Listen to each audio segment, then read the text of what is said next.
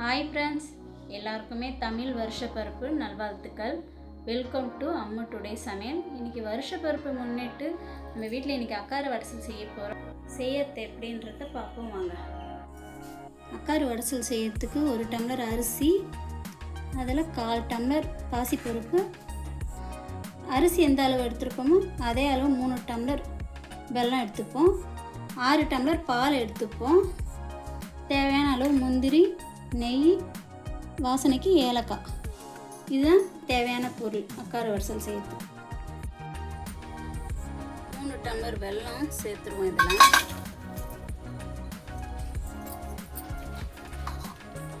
3வது டம்ளரு,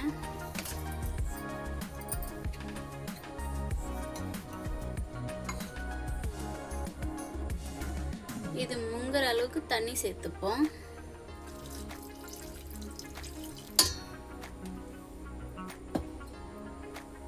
இப்போ இது நல்லா கரைஞ்சி வர வரைக்கும் வெயிட் பண்ணுவோம்.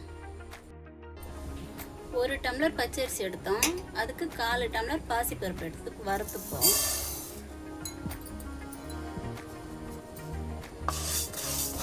இது நிறம் மாறுற வரைக்கும் வறுத்துப்போம்.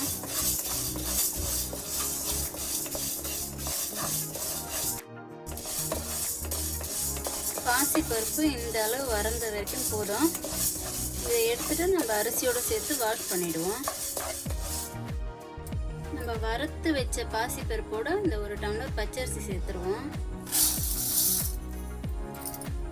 இப்போ இதை சுத்தமாக வாஷ் பண்ணிட்டு வந்துடுவோம். கடாயில் கொஞ்சமாக நெய் சேர்த்துப்போம்.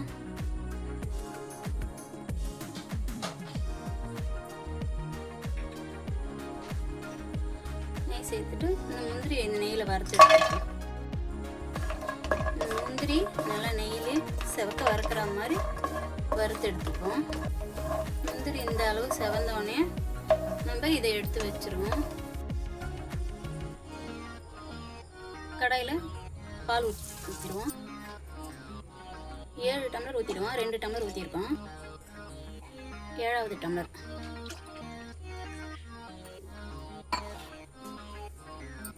இந்த பால் நல்லா பொங்கி வர வரைக்கும் வெயிட் பண்ணுவோம். பொங்கினதுக்கப்புறம் அரிசி சேர்த்துப்போம். இதில் பால் நல்லா பொங்கி வந்துருச்சு. இப்போ வாஷ் பண்ணி வச்சிருக்கிற பாசிப்பருப்பையும் பச்சரிசியும் இதோட சேர்த்துப்போம்.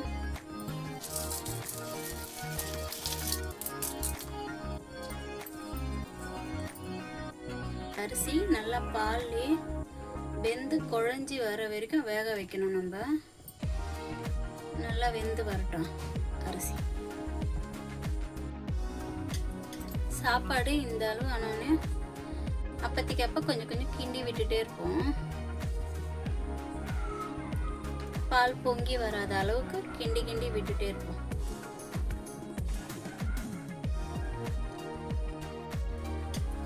சாப்பாடு இந்த அளவு ஆனோடனே அப்பத்திக்கு அப்போ கொஞ்சம் கொஞ்சம் கிண்டி விட்டுட்டே இருப்போம். பால் பொங்கி வராத அளவுக்கு கிண்டி கிண்டி விட்டுட்டே இருப்போம்.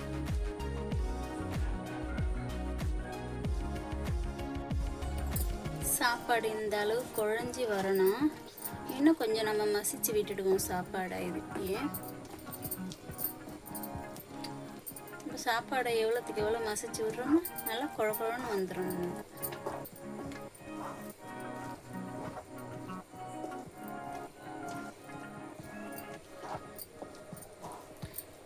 சாப்பாடு இந்த ஸ்டேஜில் நம்ம கரைச்சி வச்சிருக்கிற வெள்ளைப்பாகை சேர்த்துருவோம்.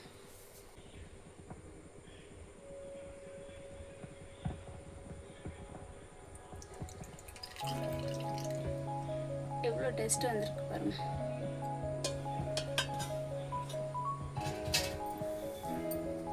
இது கைவிடாத கிண்டி விட்டுடுவோம்.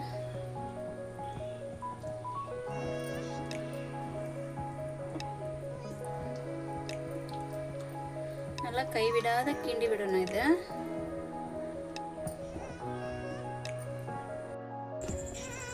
நல்லா கலரி விட்டுடுவோம்.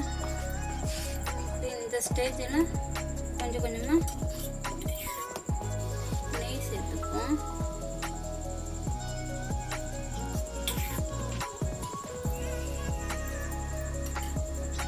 சேர்த்துட்டு கை விடாமல் கிண்டி விட்டுடுவோம்.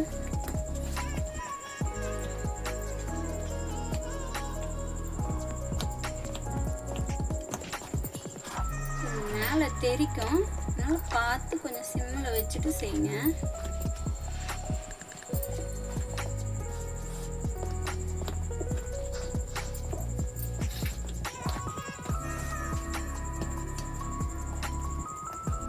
நல்லா அப்படி கிண்டி விட்டுட்டோன்னா இது நல்லா சுருண்டு வரணும், அது வரைக்கும் நம்ம வெயிட் பண்ணுவோம்.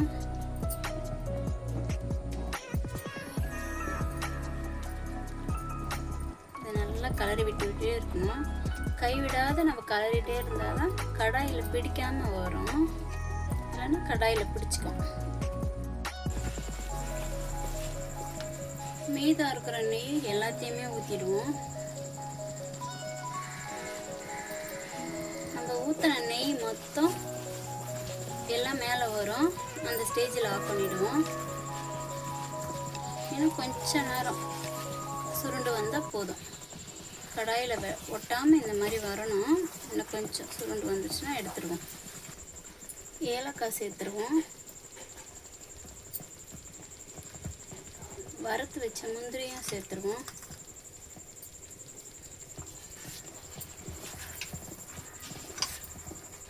அக்கார் வடசல் ரெடி ஆயிடுச்சு. பிளேட்டுக்கு மாற்றிடுவோம். இந்த வீடியோ உங்களுக்கு பிடிச்சிருந்தா மறக்காமல் லைக் பண்ணுங்கள், ஷேர் பண்ணுங்கள், கமெண்ட் பண்ணுங்கள். நம்ம சேனலை சப்ஸ்கிரைப் பண்ணிவிட்டு பக்கத்தில் இருக்க பெல் ஐக்கானை கிளிக் பண்ணிவிடுங்க.